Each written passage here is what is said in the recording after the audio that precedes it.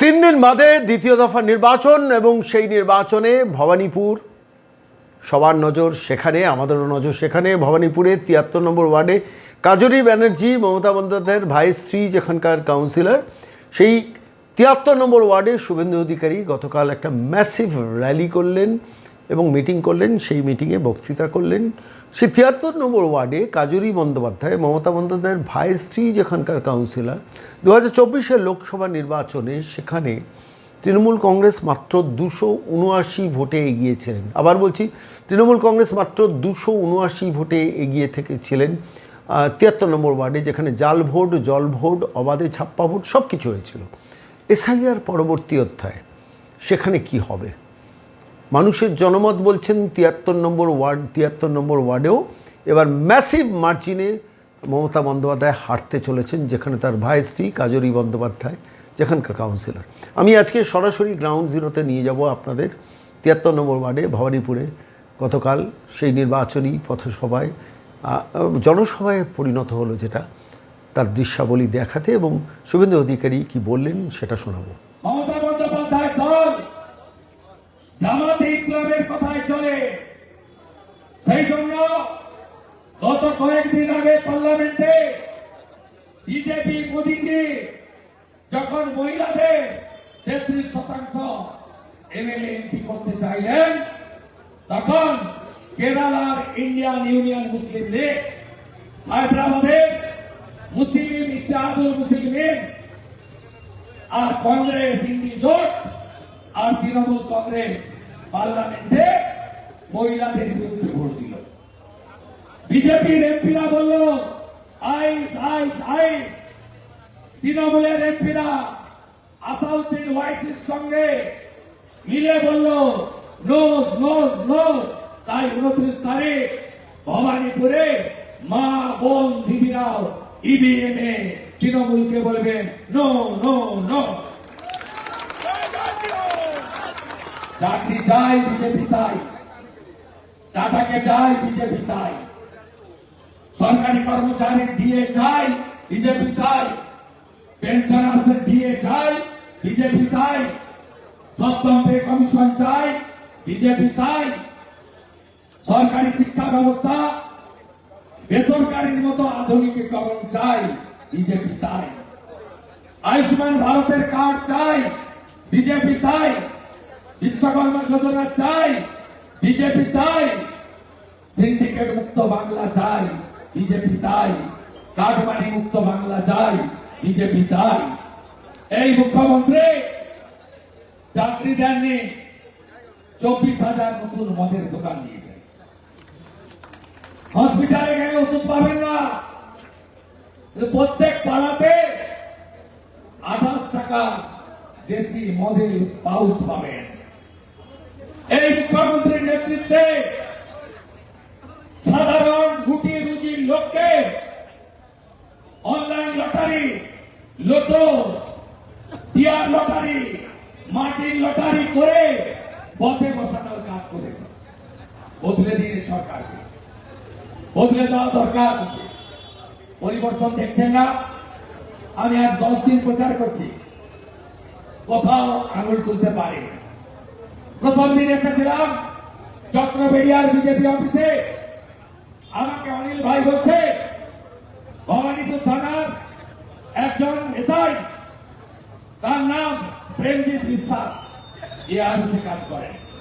BJP phone করে বলছে BJP করা যাবে না। কার এলাকা জানো তো? আরে কার এলাকা? এই এলাকা মমতা ব্যানার্জির নামে বিখ্যাত নয়, এই এলাকা কালীঘাটের কালীমাতার নামে বিখ্যাত।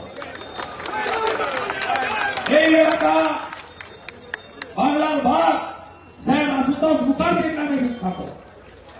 এই এলাকা নেতাজি সুভাষ চন্দ্র বসুর নামে বিখ্যাত। এই এলাকা যিনি বাঙালি হিন্দুর হোমল্যান্ড দিয়েছেন ভারত কেশরী যখন শ্যামাপ্রসাদ মুখার্জির নামে বিখ্যাত। এই এলাকা সত্যজিৎ রায়ের নামে বিখ্যাত। এই এলাকা উত্তম কুমারের নামে বিখ্যাত।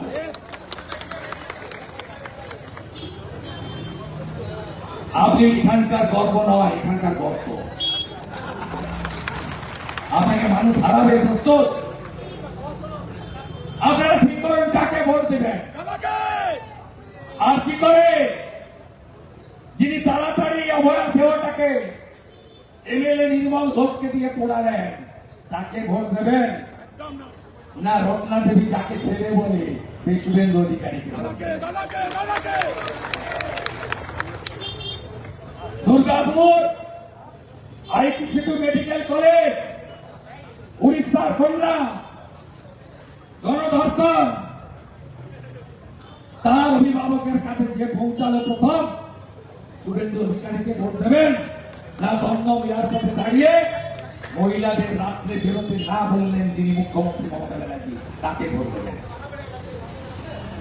রাম মন্দির আমাদের স্বপ্ন, 500 বছরের লড়াই, 3 লক্ষ হিন্দুর বলিদান, গোটা পৃথিবীর হিন্দুদের নিধিতে সুপ্রিম কোর্টের অর্ডারে রাম মন্দির উদ্বোধন হল 2024 22 জানুয়ারি।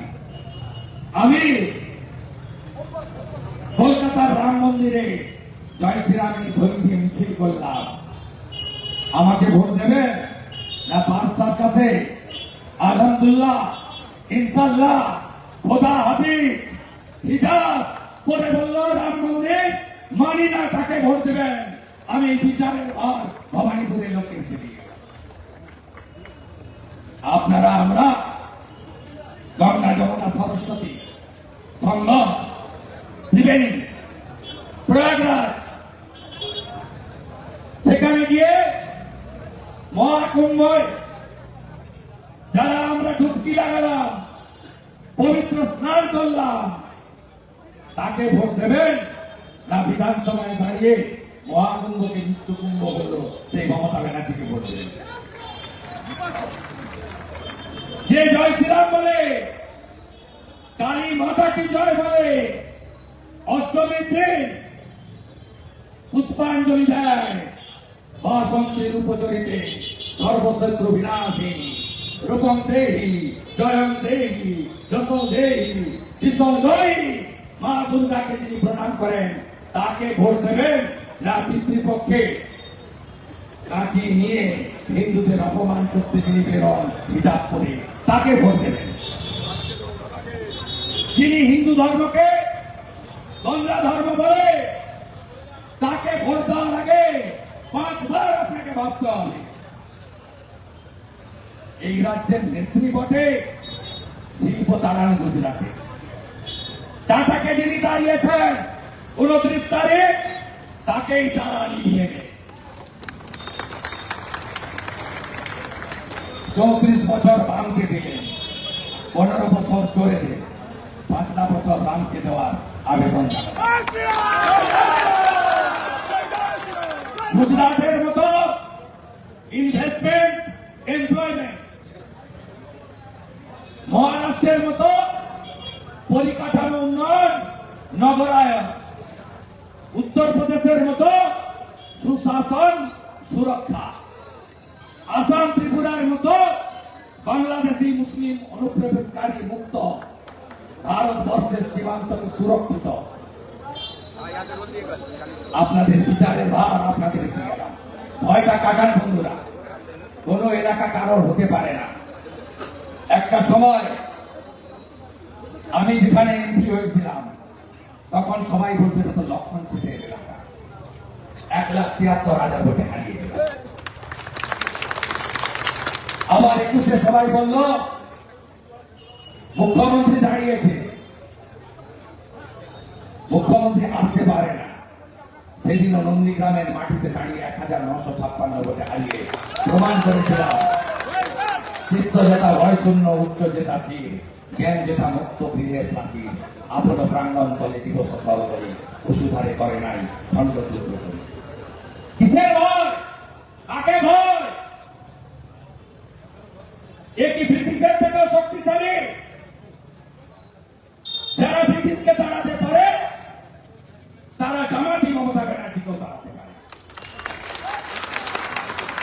ড্রাগন কোচবিহার, মেদিনীপুর, পুরুলিয়া, মালদা, আলিপুরদুয়ার যদি জেগে থাকতে পারে, দল বেঁধে ভোট দিতে পারে, আপনিও পারবেন। কিসের ভয়? একটা সময় উত্তরপ্রদেশ জঙ্গল রাজ ছিল। 17 সালের পরে ভয় মুক্ত। একটা সময় লোক বলতো समोसा में आलू और बिहार में आलू। आज 20 বছর জঙ্গল রাজ খতম। আমরা সিপিএম এর দৌরাত্ম দেখেছি, সুশান্ত রায় ত্রিপুরাতে সিপিএম এর দৌরাত্ম দেখেছি। খতম খতম, টাটা বাই বাই। আপনাকে জানতে হবে, আপনাকে এগিয়ে আসতে হবে। মমতা ব্যানার্জি আমাদের ভাগ করতে চায়। আপনি কখনো শুনেছেন মমতা ব্যানার্জি বলছে ওরা উর্দুতে কথা বলে, উর্দু স্পিকিং মুসলিম আর বাংলাভাষী মুসলিম? না বন্ধু, হিন্দুদের ভাগ করার জন্য বলে। গুজরাট, বিহার, ইউপি, পাঞ্জাব, মহারাষ্ট্র, আসাম, উড়িষ্যার লোকেরা নাকি পাহাড়ি। হিন্দি বাংলা করে এটার উদ্দেশ্য হচ্ছে ভাগ করো সনাতনীদের। আরে আপনার মুখেও আমরা শুনতে চাই। পাঁচসার কাছে মুসলমান উর্দুতে কথা বলে, মুর্শিদাবাদের মুসলমান বাংলায় কথা বলে, কোনদিন বলেন না।